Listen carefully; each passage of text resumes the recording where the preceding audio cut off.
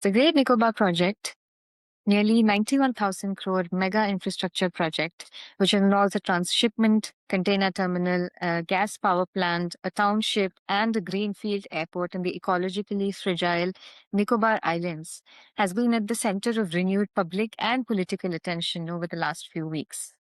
The project, which the government claims is for the holistic development of the Great Nicobar Island, is set to create holistic folly, as EPW also argues in its editorial on 30th May.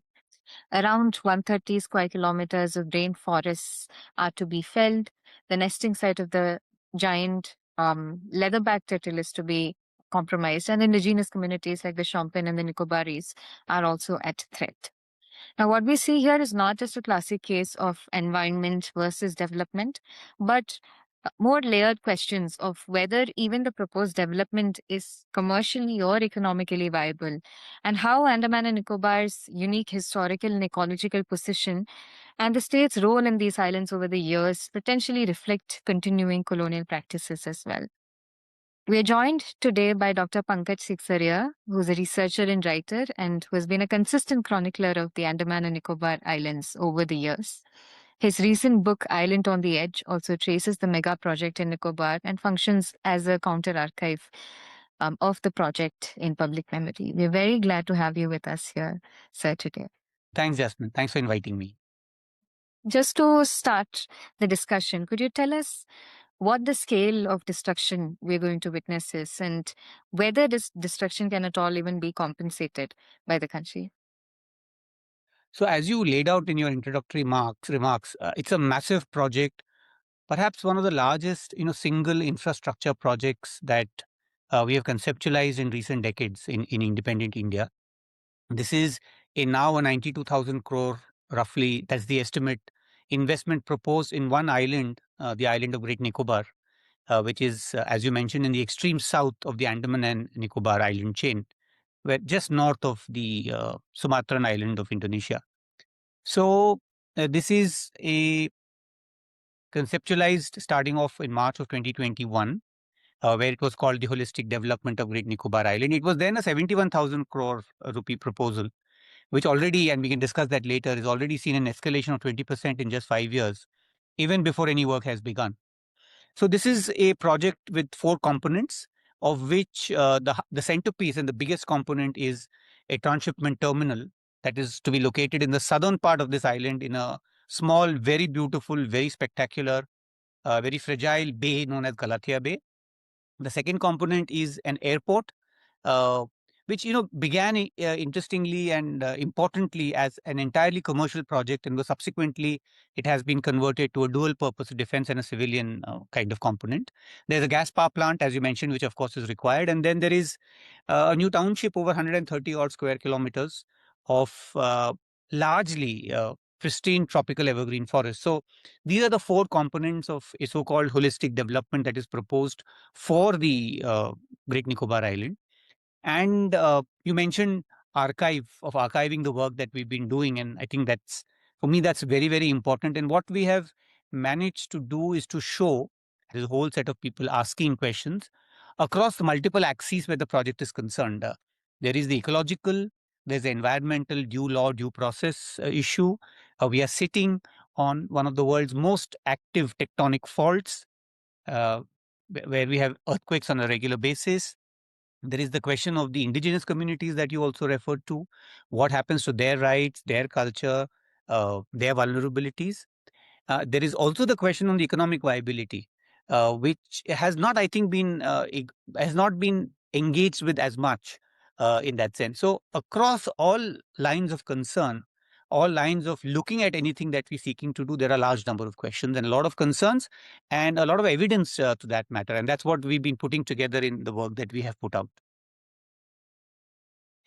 So, but I think just going back to this argument of holistic development as well, the project sort of in its initial phase argued that it is for the development of Nicobar and, sort of proposing more far-fetched economic policies. Now, over the years, and especially of late when criticism has mounted against the project. Now we see the argument of strategic importance or maritime security and defense being propelled forward by the government. Now, is this a sort of a fig leaf to cover up what is more of a commercial or an economic project? And how do we debunk these defense and strategy arguments and make it also difficult to criticize the project from a public point? Yeah, I think my argument and approach and my submission is that we just have to look at the facts of the matter and the facts of the project. So, like I mentioned to you in the beginning, in March 2021, when AECOM India Private Limited, which is a Gurgaon-based company, on the request of the Niti Aayog, published this report, which was, like we've been saying, called the Holistic Development of the Great Nicobar Island. Of the 72,000 crores that were then proposed, there was not one component that spoke about the defense relevance or the defense investment in this particular island. So we have to start over there and see what it is that was actually proposed, what it was thought about. Now, keep in mind that central to this whole proposal is the transshipment port. And even today's more than half of the proposed investment in this particular island. So as of today, it is proposed to be 48,000 crores, that $5 billion in in a transshipment port, which is at the heart of the entire proposal. Now, a transshipment port by definition is a commercial venture. It is, and if you look at all the articulations, all the arguments, including in the project proposal, is that we are sitting astride Malacca Straits. See, nobody is denying the strategic possibilities and the strategic requirement of that space. I mean, that is the reality, the geopolitical, geographical reality, which you can't really question. What is proposed to be done in the project is what we are looking at. And this is what the facts of the matter are. So we are sitting on top of the Malacca Straits.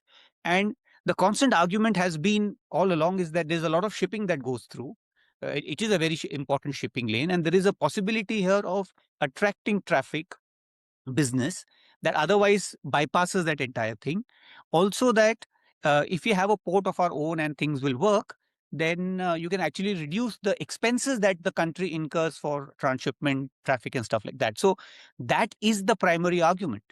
Now, the 130 square kilometers of the new township that is going to come up, how does that fit into anything that is, say, defense, for example, or strategic in that sense of defense and strategic? Today, the island has only 8,000 people. The proposal is to bring in about 3.5 lakh people into this place. And just last month was the release of the draft development plan for this 130, 160 square kilometers. And you'll be amazed to see what is proposed in that plan.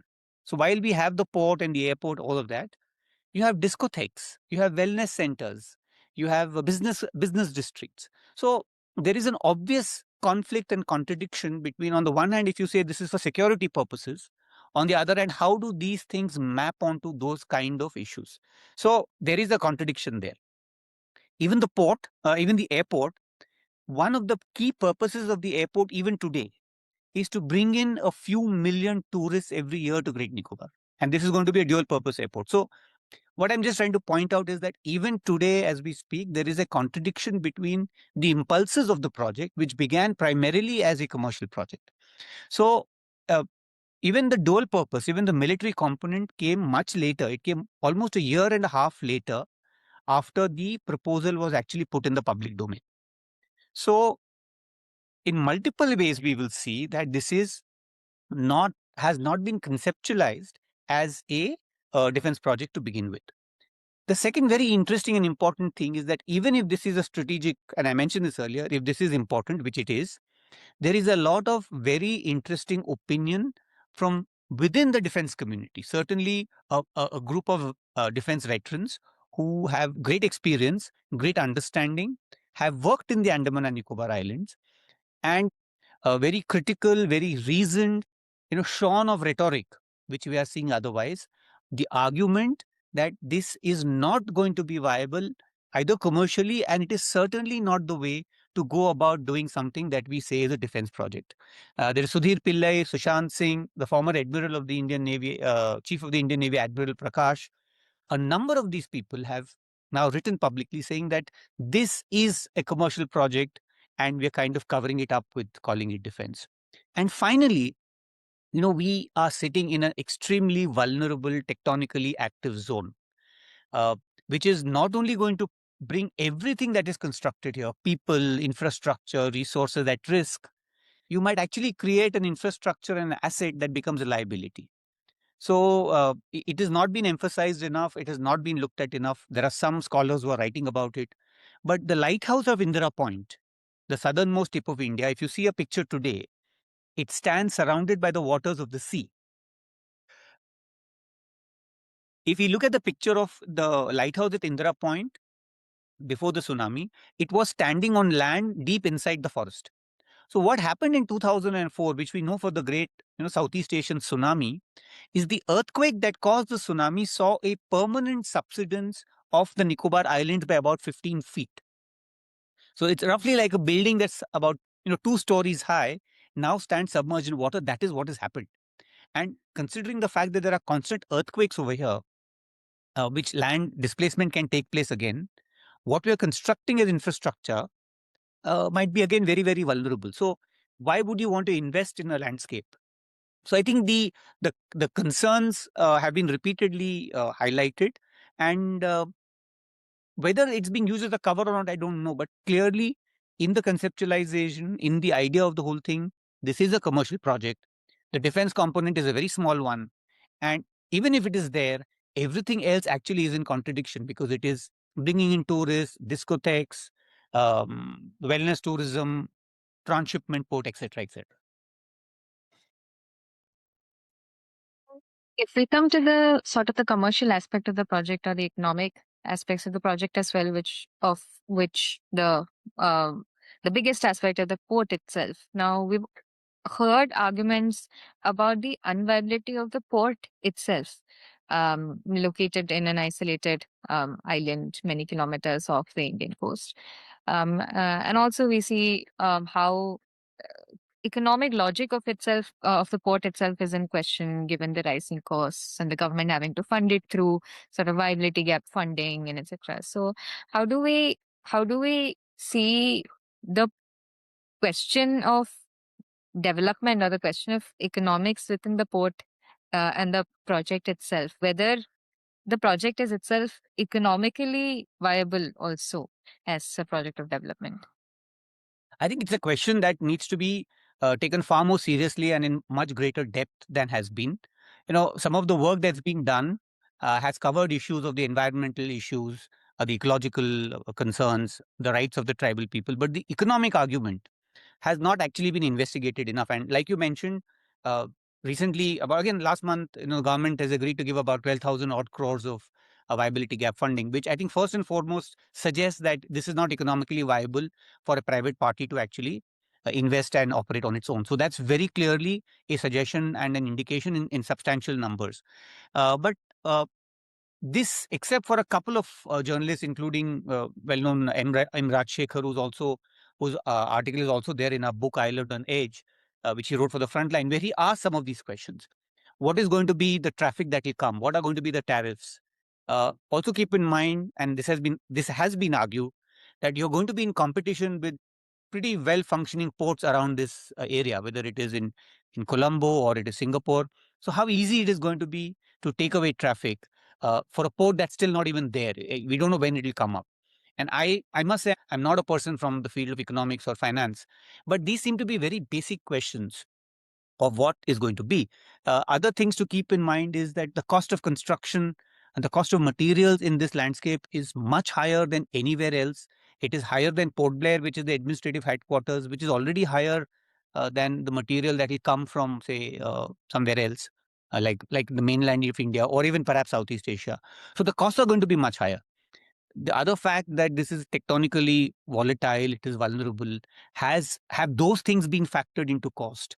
What happens when an event happens that perhaps there is disaster? So economically, it is something that needs to be looked into. The traffic projections, how much cargo will come here, and what will happen to the cargo once it comes here. I mean, like you mentioned, there's no hinterland.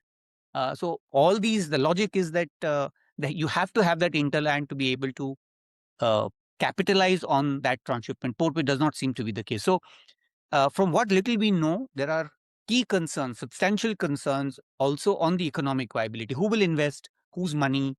Uh, if the government is going to invest, it is public money. So those concerns are very valid, and a lot more work actually needs to be done to understand that even more carefully. Another aspect of the project throughout its multiple stages is how um, procedures which are required for a project of this scale have been carried out with a certain opacity, starting with notifying protected areas, and then for the implementation, the sort of hasty implementation of the Forest Rights Act, the claims itself, and then the approval from tribal councils and gram sabhas being fudged in different ways, and also the environmental clearance also. So a lot of legal challenges are also coming up to how the procedures themselves have not been followed well. I'm glad you mentioned this because again and again and again we see how all these violations are taking place. So on the one hand, and like I've said earlier, uh, all the boxes have been ticked. So environmental clearance, forest clearance, uh, the wildlife sanctuary denotified. So all those things have happened. But once you dig a little deeper, just go under the surface, one realizes that there's so much violation that's kind of taking place. So you mentioned the denotification of the wildlife sanctuary. More recently, in Galathea Bay, which was a wildlife sanctuary in 1997, more recently the NGT dismissed the challenges to the environmental clearance by actually saying that this area is not CRZ1A, it is CRZ1B, because CRZ1A is the highest protected area within the coastal regulation zone, and by definition, a port cannot be constructed there.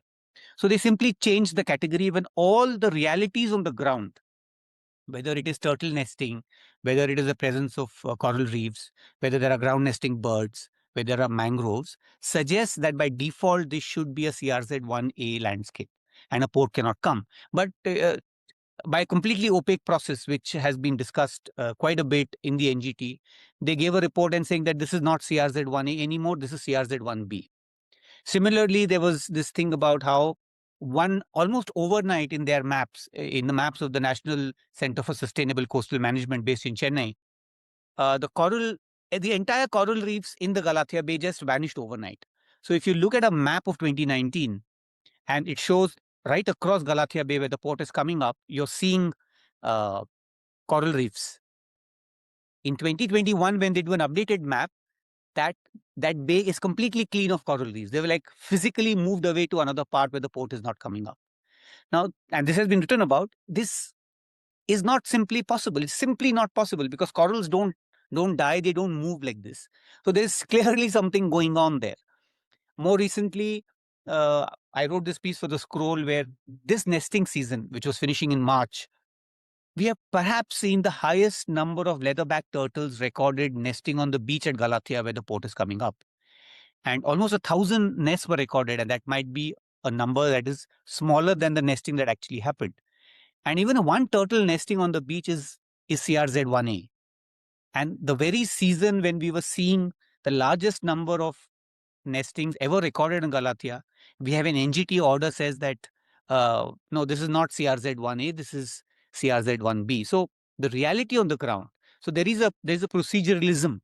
You're saying the procedures are followed, the law is being followed, but is science being followed? Is nature's reality being followed?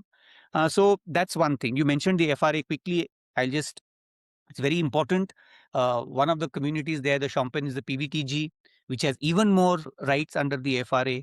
And within 20 days, uh, Gran Sabhas were conducted in which the tribal representatives were not there, not enough numbers. People who have no say in the forest rights or no rights under the Forest Rights Act took a decision and they said it was all okay and those certificates were granted.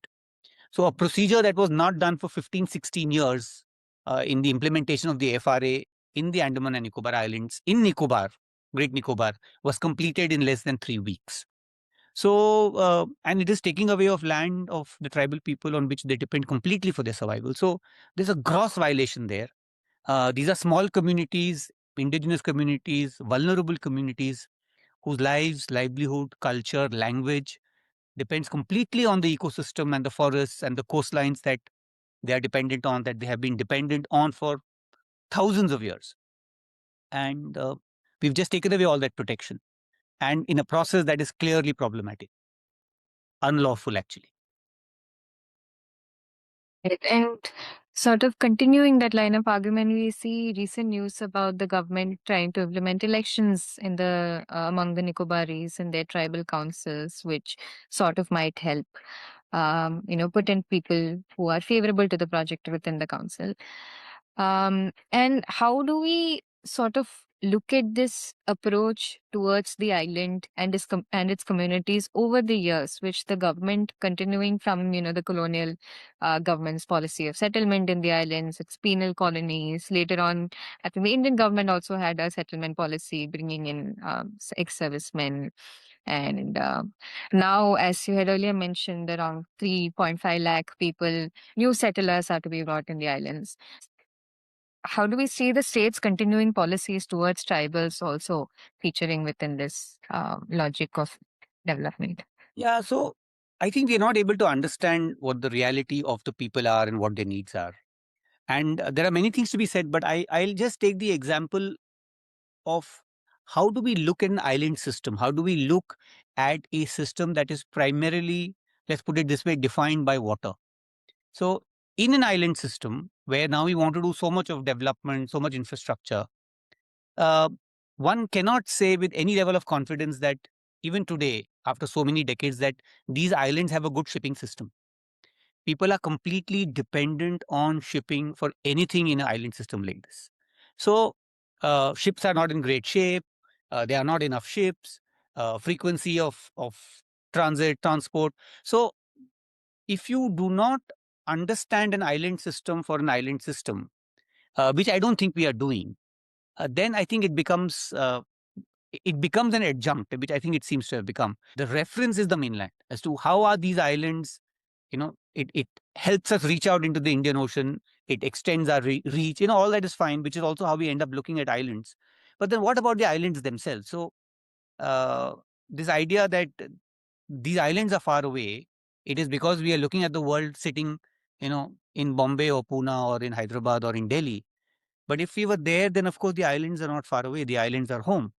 And I think this re-looking is very important to understand uh, the place for what it is. So there was this a friend of mine, unfortunately passed away, a local journalist, Zubair Ahmed, a fantastic researcher. He would ask this question: "Ki then, hamara wujud kya hai? Who are we? What is our identity as an island? If you're only going to be looked at as a part of India, or to bring this thing to India." So to understand these islands, their ecology, their geology, their history, their socio-cultural dimensions, because not just the tribal people, but even the settlers who have come there in the last 100, years have very interesting histories, very distinct cultures. Many of them have come from the mainland. They have adapted in many interesting ways. So one is not even saying that they are not important, that they are not part, but their realities are very different. So what would be in an area that is ecologically fragile, that is defined by the ocean, that is tectonically very active. It is among the most tectonically active zones on the planet. You have human communities who have been here for thousands of years. You have a particular history, a particular context. So, what are we doing there that is relevant for that place? I think is a very big question.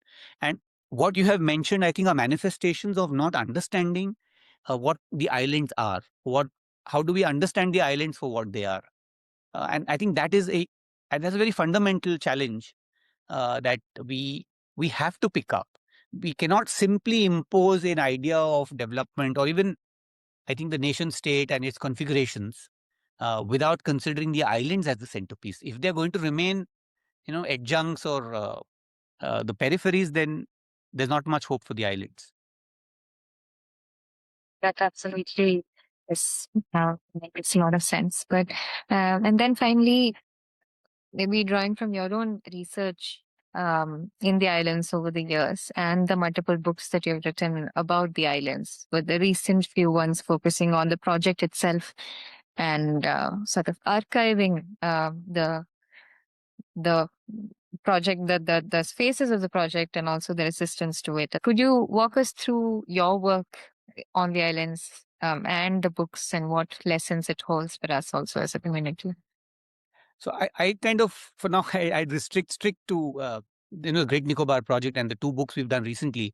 The first one was called The Great Nicobar Betrayal, which was published by Frontline as a book, and more recently we did Island on Edge, which was published by Westland. Now both of these are edited volumes. I have edited them, and they have collected a diversity of very expert and very well reasoned arguments across various axes on the environmental, on the ecological, on the legal aspect.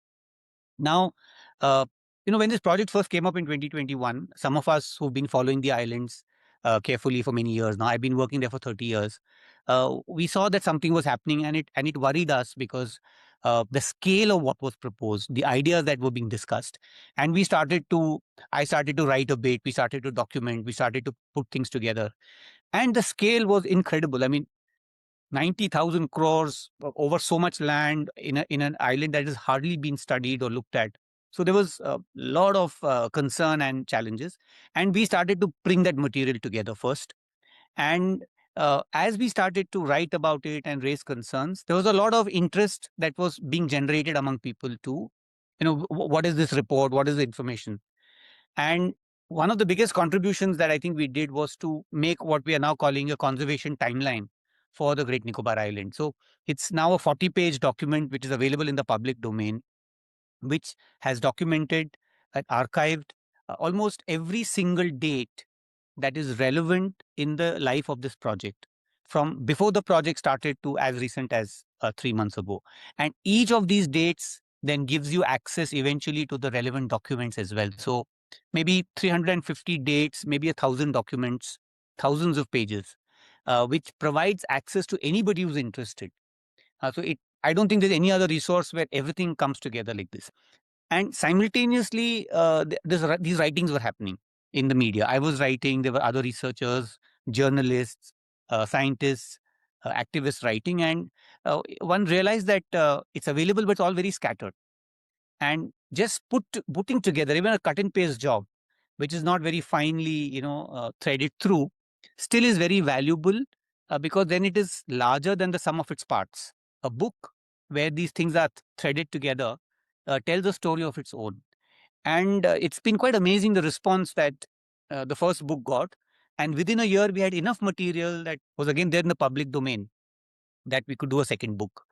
And in some senses, they are the biggest contributions because it creates an archive, it creates information, it forces discussion, it creates a platform for debate. And what we've also tried to do now, and not so successful, but it's still valuable, is to do language versions of the book. So for the first book, at least, we have a Hindi version, we have a Bangla version, and we have a Tamil version. So the idea is to take this to larger audiences. But otherwise, there is no consolidated material for somebody to understand what the story is. And in today's kind of noise with media, there's so much happening. So if you put it together with a perspective and with a thread, then you can tell a story that you want to tell. So it's been great putting those books together, and it's been quite gratifying to see the responses. And I think much of the response that has come has also been catalyzed by that, because it provided the background, it provided the thread, it provided some understanding for different sets of people to respond to what was happening. Thank you so much, Dr. Sekhsaria. This has been such a wonderful discussion and such an insightful discussion on a project of this scale, which is also intends to create a destruction of massive scale as well. Thank you so much, Dr. Sekhsaria, for your time again for EPW. And thank you very much.